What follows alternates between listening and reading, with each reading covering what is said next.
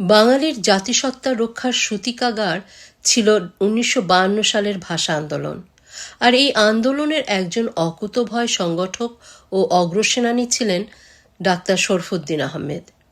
পেশাগত জীবনে তিনি প্রকৌশলী, চিকিৎসক বা আইনজীবী যাই হন না কেন, ইতিহাসের পাতায় তাঁর শ্রেষ্ঠতম পরিচয় তিনি একজন নিবেদিত প্রাণ ভাষা সংগ্রামী।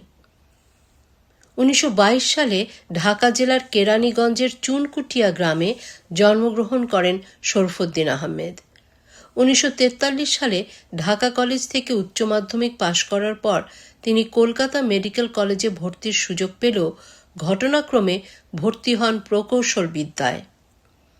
1947 সালে রেলওয়ে ইঞ্জিনিয়ারিং ইনস্টিটিউট থেকে ডিপ্লোমা পাশ করে রেলওয়েতে ইঞ্জিনিয়ার হিসেবে কর্মজীবন শুরু করেন। কিন্তু শৈশবের চিকিৎসক হওয়ার স্বপ্ন তাঁকে তাড়া করে ফিরছিল। তাই থিতু হওয়া চাকরি ছেড়ে 1948 সালে তিনি ভর্তি হন নবগঠিত ঢাকা মেডিকেল কলেজে।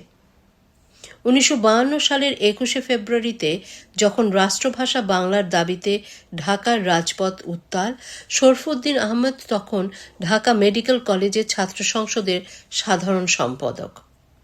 ছাত্রনেতা হিসেবে আন্দোলনকে সংগঠিত করতে তিনি ছিলেন সম্মুখ সারির যোদ্ধা। 20শে ফেব্রুয়ারি রাতে 144 ধারা ভঙ্গের যে ঐতিহাসিক পরিকল্পনা নেওয়া হয়েছিল তাতে তাঁর সক্রিয় অংশগ্রহণ ছিল।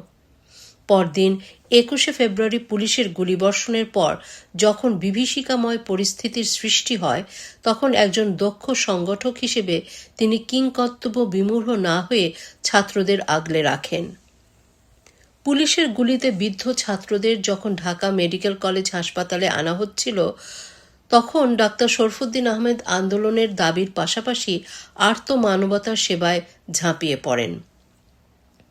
ডাক্তার গোলাম মওলা ও ডাক্তার আব্দুল আলিম চৌধুরীকে সঙ্গে নিয়ে তিনি রক্তক্ষয়ী সেই দিনে আহতদের সুচিকিৎসা নিশ্চিত করতে দিন রাত এক করে কাজ করেন। সরকারের রক্তচক্ষু উপেক্ষা করে আন্দোলনকারী ছাত্রদের হাসপাতালে আশ্রয় ও নিরাপত্তা দেওয়ার ক্ষেত্রে তাঁর ভূমিকা ছিল অসামান্য। ভাষা আন্দোলনের ইতিহাসে শরফুদ্দীন আহমেদের নাম স্বর্ণাক্ষরে লেখা থাকবে 23শে ফেব্রুয়ারি রাতের ঐতিহাসিক কাজের জন্য। শহীদদের স্মৃতিকে অম্লান করতে ঢাকা মেডিকেল কলেজ হোস্টেল প্রাঙ্গণে যে প্রথম শহীদ মিনার নির্মিত হয়েছিল, তিনি ছিলেন তার প্রধান অন্যতম উদ্যোক্তা ও পরিকল্পনাকারী। সারা রাত জেগে ইটের পর ইট গেঁথে সেই প্রথম মিনার তৈরির প্রতিটি ধাপে তিনি সরাসরি যুক্ত ছিলেন। পাকিস্তানি বাহিনী সেই মিনার গুঁড়িয়ে দিলেও শরফুদ্দীন আহমেদের সেই অবদান বাঙালির চেতনার মিনার হিসেবে আজও অমর। ভাষা আন্দোলনের সেই চেতনাকে শরফুদ্দীন আমৃত্যু বয়ে বেরিয়েছেন। পরবর্তীকালে সামরিক বাহিনীতে যোগ দিলেও বা আইন পেশায় যুক্ত হলেও 1952 সেই বিপ্লবী সত্তা তাঁকে সবসময়ই অন্যায়ের বিরুদ্ধে সোচ্চার রেখেছে। জীবনের শেষ দিন পর্যন্ত তিনি কমিউনিস্ট পার্টির আদর্শের সঙ্গে যুক্ত থেকে ভাষা ও মানুষের অধিকারের কথা বলে গেছেন। 1922 সালে জন্ম নেওয়া এই মহান ভাষা সংগ্রামী 93 বছর বয়সে 2015 সালে মৃত্যুবরণ করেন।